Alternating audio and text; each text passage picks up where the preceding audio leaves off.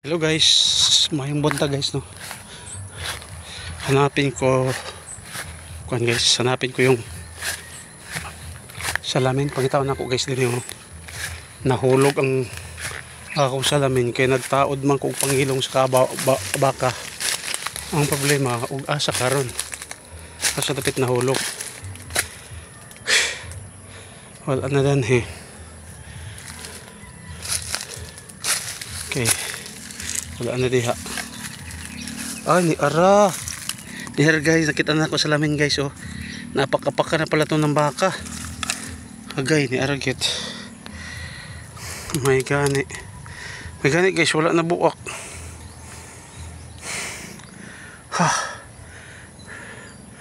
Magani siya, wala mabuwak. No. Okay lang siya, wala siya nabuwak guys oh. Swerte. Kag nabuwak pa, wala na. Kaya nagtusok kog pangilong sa baka guys. Kaya ako nakailisod kayo yung berahon. Gahe. Mga akong gitusukan. Ngayon guys, ang liwanag ng araw. Sobrang init. Ano pa? Alas 8. Gabi na kainit. Pero gabi kainit guys. Dito ako sa malilim na puno guys. Now. Tinainit na kayo. Gani guys, nakita na ko kung agay giputol na po do. Na po yung mga gipamputol nga punuan sa kahoy guys. Maglagot yung kuning mamutol punuan sa kahoy. Kahoy lagi guys. Now guys oh. Nagiputol oh. Maglagot ko guys. Kana na po iso doon kay gilimpyuhan na.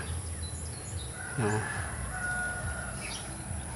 Malagot yung guys kay may naman lang na makalandong-landong ba tapos putlon kay kahoyon. Dagam ta makahoy tas bukid di mangi kuan mangin sayon. Makalagot.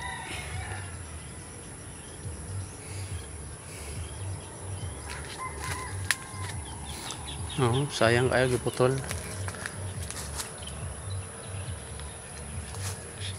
Kini pa day dadyangas nga kahoy guys.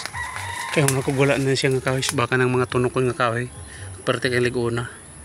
No, dadyangas. May pagkaningi akong gihimong pantusok di sa baka. Kagabi ginikagahi. Dadyangas ang pangalan ni guys ng mga mga tunok ko. Na. Wala siya. Dadyangas. So, yun guys no, salamat guys sa inyong tanan guys. Salamat gid kayo. Salamat. Mugawas na ta sa atong kainiton kay kakabal mo dani guys kanimo. Mo nang himo na mo sa unag tabanog. Ano? Ayo, tabanog. Tabanog siya ang tawag ana. Ano yan dakon. Tabanog. So guys no, salamat guys sa inyong tanan guys. Magawas na ito ganing lasang. Yan.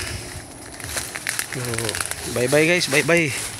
Bye bye, God bless you all.